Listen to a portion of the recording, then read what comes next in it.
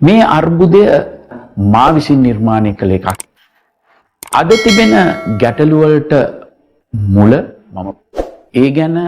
කළ හැකි උපරිම දේ අප කළත් මම නිසා එම තත්ත්වය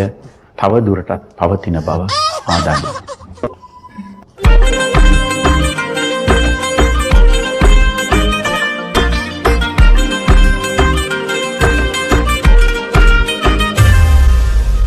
ජනපති ඡන්දයක් තිබ්මා අපේ රටේ බිහිසුණ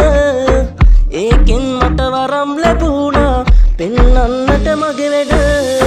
තුන්වෙලයම ගිනි තිබ්බා ඒක අපේ ස්වභාව 69 ලක්ෂය ලැබුණා ඒක රටේ කරුමය ඔබට දැන් සැපයිද බොළු රටටම දැන් සැපද තව සැප ඕනෙමද අනේ කියන්න අපේ අවුරුනේ මගේ අයියත් එක්ක ආයෙත් මං එන්නන්ද මේ දියුණු කරපු රටට අත දෙන්න සෑම වෙළඳ සලකම අද රාත්‍රියේ සිට පරිප්පු කිලෝවක් රුපියල් 65ක උපරිම සිල්ලර මිලකට විකිණීමට මා නියෝග කොට තිබෙනවා. එමෙන්ම සැමන් ටින් එකක් රුපියල් 100කට ලබා දීමටත් කටයුතු කරනවා. තවත් සහන ඉදිරියේදී ලබා දීමට ක්‍රියා කරනවා. වෙනසක් ඉල්ලුවා ජනතාවට මම උපරිමෙන්ම දුන්නා රටවට කර පෝලිං හදලා මම වෙනසට අත දුන්නා තවත් සහන ඉදිරියට කියා ජනතාව මුලා කෙරුවා ජනපති වුණ කිසිවෙකු නෑවන් වගේ රට හොඳටම කරලා ඔබට දැන් සැපයිද බොළු රටටම දැන් සැපද තව සැප ඕනෙමද අනේ කියන්න අපේ අවුරුනේ මගේ අයියත් එක්ක ආයෙත් මං එන්නන්ද මේ දියුණු කරපු රටට අත දෙන්න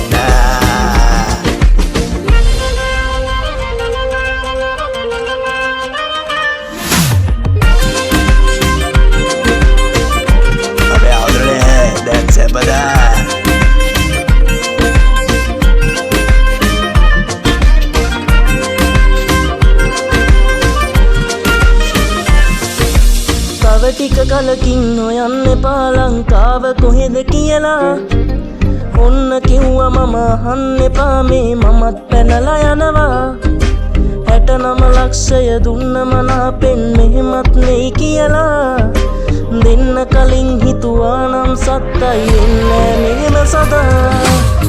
ජනපති ඡන්දයක් තිබ්මා අපේ රටේ බිහිසුණ